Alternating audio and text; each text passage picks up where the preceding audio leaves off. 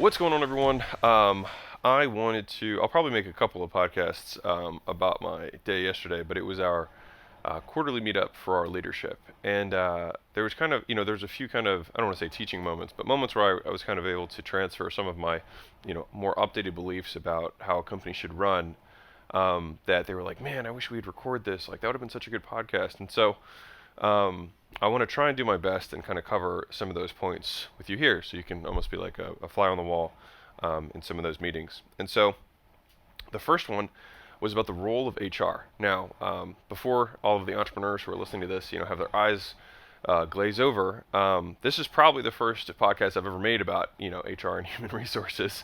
But I think it's incredibly important, and it's not just about if you have an HR department. So for many of you, you might only have a handful of employees, or you're a manager at a company. So if entrepreneurs, if you have a manager or a series of managers or leaders in the company, I think for them to understand what the role of human resources and investing in employees looks like, I think it'd be valuable. So I'm going to start with a story of HR gone wrong, and then kind of go from there and kind of dissect it as like a little mini case study, or to the best of my ability. And so, to expound upon the many lessons and failures that I have had in running the business, um, a year or two ago, we had an HR director, and they, I'll just tell you what happened. So she had taken upon herself, because she didn't have enough work. I know this, but she doesn't know this. It was because she didn't have enough work, and she had overhired. She had 6 people in her department. 6 people in HR. Can you imagine? Six. We had a 100-person company. Like 6 people. Like, it's just so many people. So she had a lot of people, and no one had any work to do. And so she took it upon herself to do a salary analysis, which is basically a study of how much everyone in the company, quote, should be getting paid, based on, the role, their experience, what the market's playing, and where they live, right? And this took like 90 days for her to do this for every single person in the company. And so she used up, a lot of company resources, 3, 4, 5 employees, etc., for this period of time to do the study. And the result of the study was that she had determined that, I don't know, 20% or 25% of the company was being, overpaid, and then 20 or 25% of the company was being underpaid, and then about 50% of the company was being paid, appropriately. And so the conclusion that she came to was, well, I'm going to email everyone and just say, if they were being overpaid, they were going to stay there, because you're not going to give people, pay cuts. If they're adequately paid, they'll stay where they're at. And if someone's being underpaid, we'll email them and say, hey, you just got a raise. Congratulations, right? And so this may have been the single stupidest thing I have ever seen someone do in my entire life. But that was the decision that was made. And so this was reported to me at a what do you call it, at our quarterly, and this was actually her accomplishment for the quarter. And I just remember just being so bewildered, befuddled, dumbfounded, by the fact that this person, this human being, had thought that this was a good use of company resources. And so I'm going to break down the many reasons why this is not a good idea, or this was a terrible thing, and then kind of outline what I believe the ideal role of HR is in a company. So the reason this was terrible was that so she literally used company resources, probably $100,000 of payroll resources, to create this solution that then just paid out more money from the company, which is just my wallet. It's just my bank account, right? And just paid out more money for no reason, and did it in a way that anybody who got paid more had no explanation for why they were getting paid more, and provide no value. So she literally wasted money doing it, wasted money for that point going forward in the company, because after someone gets that email, I could just be like, oh, by the way, she was wrong, sorry about that, and then we're just going to keep you back where you were. And so I think the whole thing probably cost me like $600,000 in profit, right? Like, I mean, like, more than she was going to get paid for years, right? And it just seemed like just a small thing, like, it's just the company, right? And so this is where, if you're a manager in a bigger company, or you direct, if you report directly to the CEO or the owner, you have to understand this, right? And so yesterday at our quarterly, our current HR director, that HR director's not with us anymore, was bringing up her, she was kind of giving her position on what she believed her value to the company was, and I ended up kind of giving a talk about this in general. And this is for my current HR director. This is not about our conversation or anything like that, but this is just in general for everyone. So I wrote some notes down because I think it was really important. And so one of the things that I hear a lot is my role is to make employees happy. All right. So I'm going to just hit piece by piece. Your job is not to make employees happy. As an owner, your job is not to make employees happy. As a manager, your job is not to make employees happy. As an HR director, your job is not to make employees happy. Employees' job is to make employees happy. Human beings are responsible for making themselves happy. There are people in Auschwitz who wrote books about how they were happy, and there are people in America living in the top 1% of earners of the whole world who are miserable and depressed. All right? Your job is not to make people happy. People will choose to be happy based on their own beliefs about their circumstances and what their thoughts are, independent from the actual things that are happening to them. So first off, it is not your responsibility.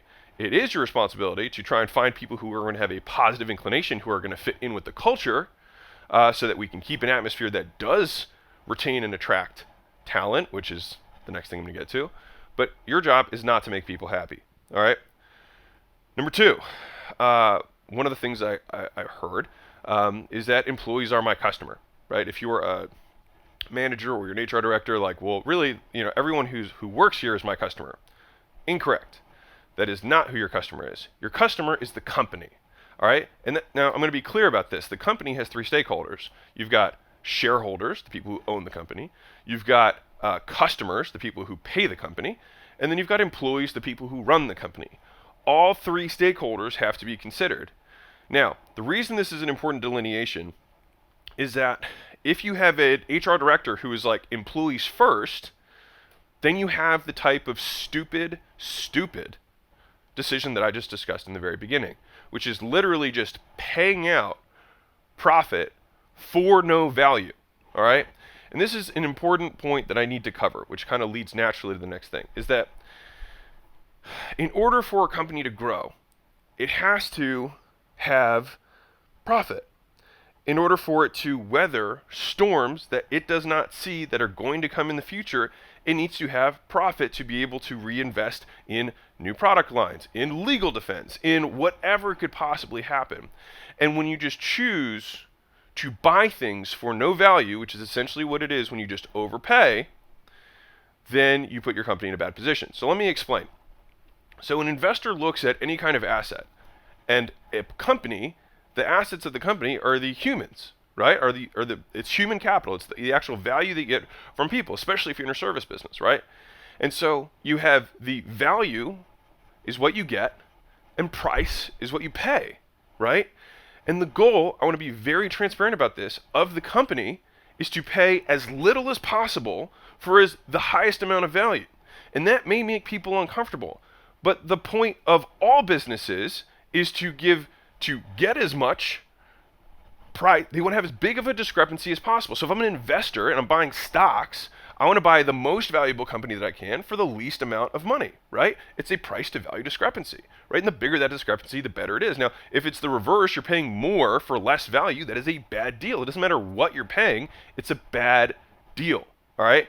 And so the reason that first HR director made such a terrible decision was because she literally just chose to take our good deals and just say, hey, we're going to make bad deals now. And all of our bad deals we're going to keep as bad deals. Right. It made no sense whatsoever. And so that is what we're like, that is the goal here. Right. And finally, when I was talking to our HR director about this, she pushed back on this. She was not her, but like you might have an HR director, you might have a manager who might push back on this idea. And so I just went and the two different scenarios came up that we were walking through. And one of them is, well, you as the entrepreneur, you always value the marketing, the sales more than the rest of the company. And I could see that there was, some being at odds with that, right? Like, I don't know if I agree with that. And I want to be 100% clear. I do value marketing, sales, and product more than operations. Here's why. Not that long ago, there was a period of time where I had mentors who were like, you need to put operations first, right? This is part of scaling. You have to delegate, blah, blah, blah. And so there was a period of time where I put operations on a pedestal and was like, no, guys, we need to just do what operations wants us to do. And to be clear for definition, operations is everything that is non-core to the value of the company. All right, that is IT, that is HR, that is finance, that's legal.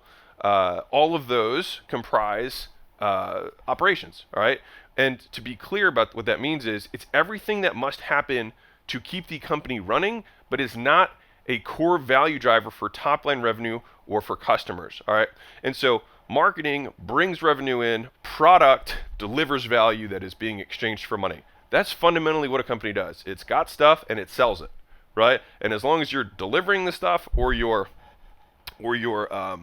selling the stuff that is being delivered, those are core value to the company. Everything else absolutely must happen, but in general, they're not the main value drivers. Now, that being said, there are ways that those other components can provide value indirectly, and that's what I'm going to cover in this, because I think being an HR director or being a manager in a company and being in one of those roles, if you're clear on that, you will be more valuable to your owner. And if you're interviewing for a position and you talk the way that I'm telling you right now to talk to an owner, you will probably get the job and probably stay there because they will know that you understand what you're talking about. So, the example. She said, well, I feel like you care more about, sales and marketing. And I said, yes, I do. And here's why. And by the way, when I did that operational thing and put operations first, the company started going down. And we started making less money, and it was painful and horrible. And I had to basically jump back in and be like, I'm so sorry about that. That was not a good idea. We are keeping the value we provide and marketing and sales primary, and operations is secondary to that. It is a supporting role. So if sales says, hey, we need contracts, to be changed because this is the new offer or whatever, then operations has to say, all right, we're going to go figure that out, right?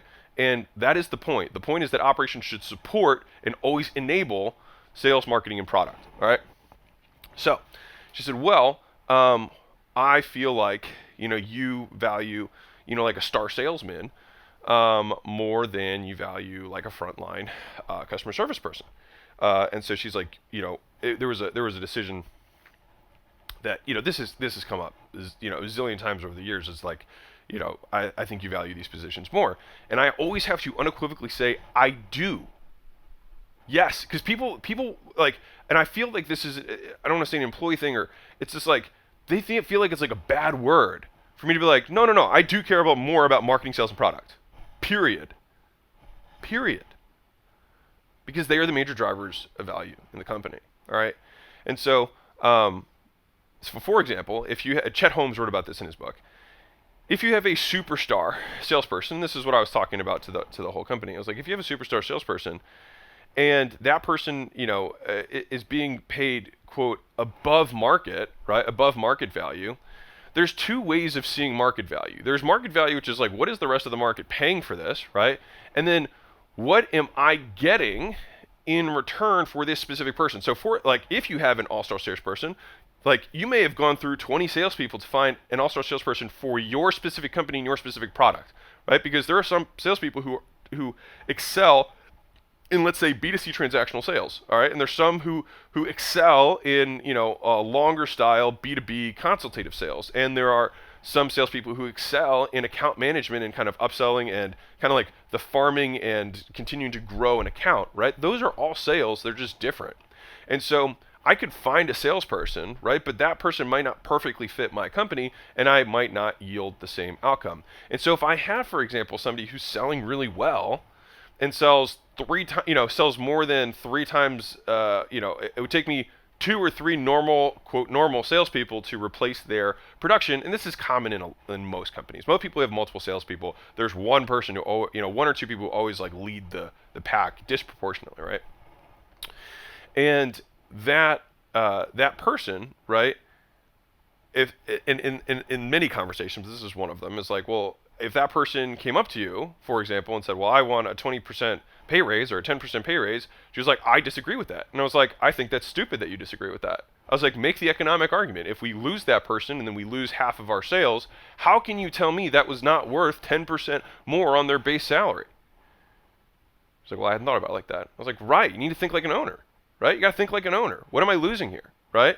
And to the same degree, the corollary to that is like, well, I feel like you don't value customer service as much. Like, what if we had an amazing customer service role? This is kind of like the counter example, right? Like, well, I feel like you're willing to, pay these people more than you are willing to pay these people. And it's like, yes, I am, because they provide more value.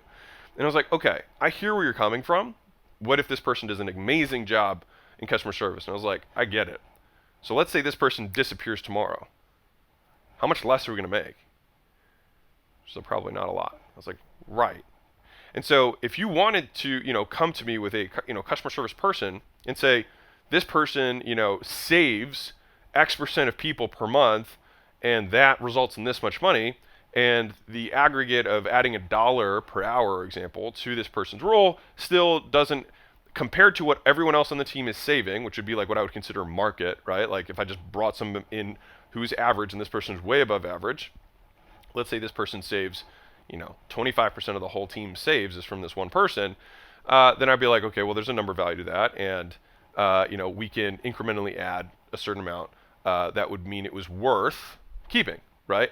And I was like, but in this example that we're talking about, if this person stopped and just was gone, I was like, how much do you think that the company would make less? She was like, it probably wouldn't change the revenue. And I was like, right. And for that reason, that is how market value is established. And so for everyone, it's like, this is the real world. All right, like I don't know what the Harvard Business Review, says about making happy employees and like all this, whatever hoodoo. But in the real world, you don't get a trophy. All right, not everyone's first. Not everyone makes the most amount of money. You get paid based on the value that you provide, and a good owner understands that, right? And so when we were having these discussions, I think that it was good for our whole company to understand and see, like, that's the point here. Like, the point is to make a profit. The point is to pay as little as possible for as much value as possible, right? And assess the value of the individual based on what they contribute to the bottom line, right? And so, to wrap this up, if you're, for HR in general, human resources, it's like, well, then how do I provide value? You provide value by, one, protecting the company in all ways, all right? And the way that you do that is, first, when people come to you and say, hey, I want to hire so-and-so, your first answer should probably be no.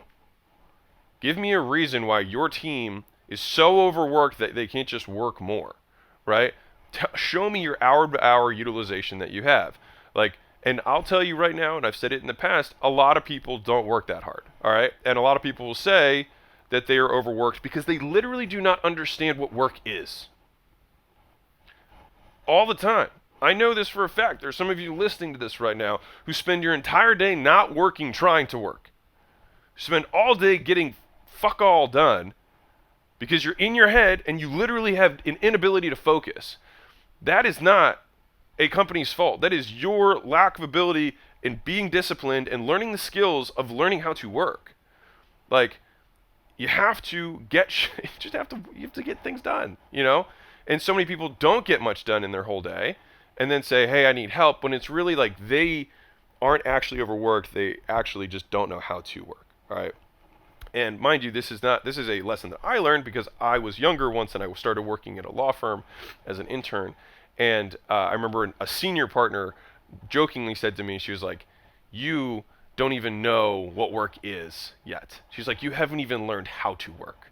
And I was like offended, but then I saw how hard these people worked, and lawyers worked, in hard law firms, they work their asses off. And I was like, she's probably right? And I started observing the habits of the people who work more and how much more they got done. So anyways, point is that people will come and try and hire for help when there really isn't, it's not necessary. And so that does not protect the company. It also doesn't protect the employees, because if the company's at risk, everyone's at risk, right? So you have to put the company first. Right?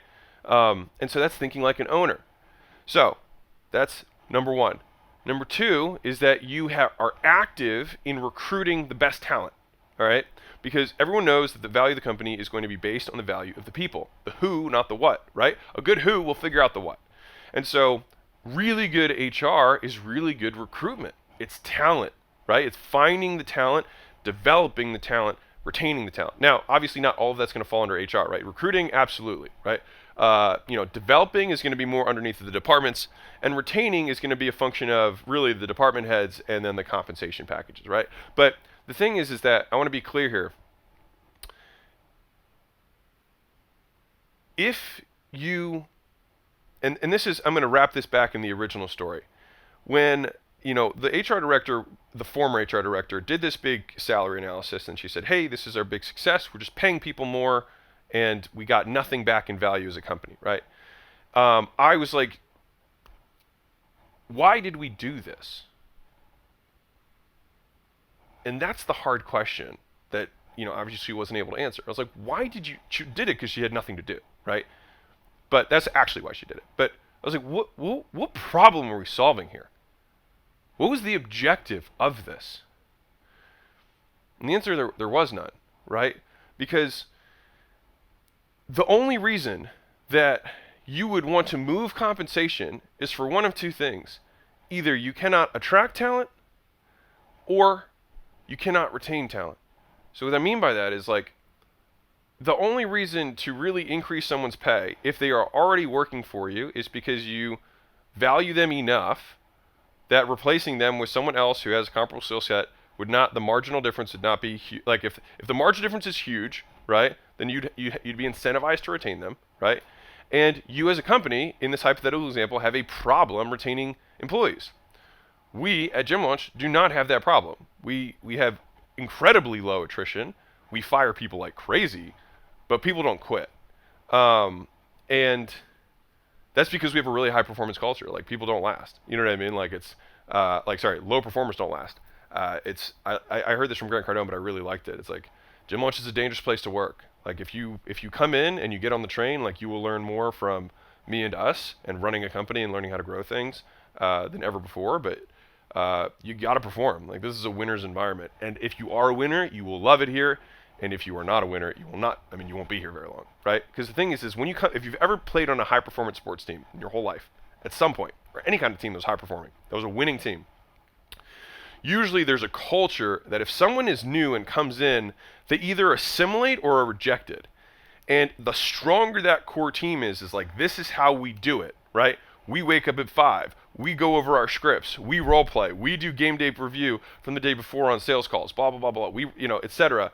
And someone new is like, man, you guys are waking up early. Like, I'm not really about that life. Like the team will be like, dude, get this guy out of here. Like, he's going to take the team down. And so having that culture allows you to spit people out quickly, but it also allows you to retain. Now, this is my point earlier, which was why did this HR manager, director make this call, right? And obviously it was because she wasn't thinking, right? But there was no problem that she was trying to solve, which is, I was like, this was a hard time for her, I can imagine, because it was in front of the entire company. I was like, do we have a problem attracting talent? She's like, no. I was like, okay. So the pay that we are currently offering is, we're having no issue finding talented people to work for these positions at these price points. She's like, no. It's like, okay. Do we have a major problem in attrition? Are we losing employees left and right to competitors who are paying more, or offering more, or that we got headhunters picking off our people? She's like, no. It's like, then why did you just choose to spend $600,000 a year more of bottom line profit? Why?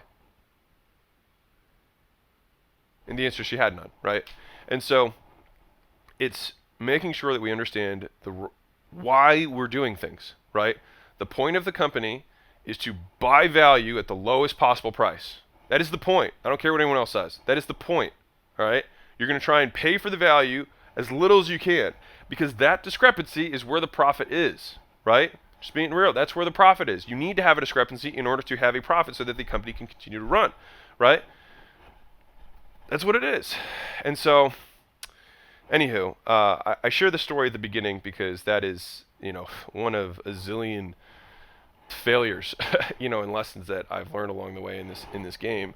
And if you have a star employee, I think a lot of times it is worth paying them more to keep them, because you get, like, everyone knows, like, if you have a star employee, they're usually worth like 3 or 4 employees, 5 employees in output, right?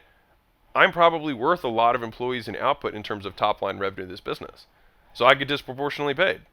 Is it fair? I think yes, it is fair. I think you should always be compensated based on the value they provide. I think that's the ultimate fairness. I don't think it's like, oh, he's a human, I'm a human, we should get paid the same thing. That doesn't make sense to me. All right, so I want to make sure I hit all my points. Make employees happy is not your problem. It is their problem. It is their responsibility. Now, you can equip them with tools and skills about mindset and whatnot, but like ultimately, the accountability of who needs to make who happy, you need to make yourself happy. A job is not supposed to make you happy, because there are people who are endlessly happy in, quote, terrible jobs, and there are people who have amazing jobs and kill themselves. So it has nothing to do with you, number one. Number two, your employees are not your customers. All right? Your company is always your customer, number one, because the company balances the priorities of everyone, the shareholders, the customers, and the employees. All right? I'm a, quote, middleman between the employees and ownership. That is not true. You protect the company. All right? These are false beliefs. These are not true. All right? Undervaluing people who are not top line value providing, right? They're not delivering on the value that we're selling, or selling the value, right? Those are fundamentally what a company does. We sell value, and then we deliver on the promise. That's it, right? And if you're not in one of those core things, unless you can make an argument for how you are directly providing value, then you will probably get paid less, and that's okay. Right? Fundamentally thinking about all employees as units of value and ascribing a price to them, right? Which is what you pay them. And trying to always understand that you're always going to try and pay as little as you can for the most amount of value, right? And that's okay. That's okay. That's the point, right? The only reason that you would pay more is if you have trouble attracting or retaining people. If you're not having any issues attracting or retaining people, then you're paying fine, right? Like, you don't need to change the comp. And so finally, that is what I will lead you with, or leave you with, in this role of HR, and my many, many lessons along the way. I hope you enjoyed this, and click subscribe and all of that good stuff. But I have some passion with this, because I've made these mistakes so many times, and I've seen these mistakes made on my behalf. And so if you're a manager, if you're an HR director, take this to heart. You work for the company. The company is your only customer, and your responsibility is to protect the company, just like everyone else's responsibility is to protect the company. And if you can think like that, you will think like an owner, and you will move up in your company. If you live in a la-la land of, I'm supposed to just buy beanbags and have, and keep employees happy, one, you're going to waste money. 2, you're not going to know what actually provides value in a business. And 3, if you're in a different company, what may happen if you don't have like a candid owner or whatever who wants to like talk real with you, they'll just kind of like put you in a corner, right? And then just be like, oh yeah, you bet, yeah, go do that little initiative. But they won't actually see you as valuable, because you don't get the game, like you don't get it. You have to understand it, and then people like you'll get into the in circle. I'm trying to say this the right way. You've probably had people in your life where you've got your friends, right? And you're like, she gets it, or he gets it, right? You talk to your friends like, nah, she gets it, right? She gets how we see the world, right? The thing is that most business owners see the world the same way. And that's why they are the owners of the business, and that's why they started the business, and that is probably why the business has grown. And so it is in your best interest to align with the company overall, because a good owner will put the company first, not themselves. Because ultimately the company feeds them. The company is the goose. The company is the beast that feeds everyone. It is the thing that plows the field. It is the mule that everyone is fed off of. And so we have to keep the mule healthy. and that is by having the discrepancies and making the hard conversations and making the hard calls and being real with you, which is what I'm hopefully trying to do right now, which is that is the point. All right. So, anywho, I hope that was valuable for you. I hope that made sense. Hopefully, you don't have to pay them any lessons and failures that I have. And if you have an HR manager or a manager who hires and argues for compensation and things like that, send this to them if you think it's valuable. So, anyways, lots of love. Catch you soon, and bye.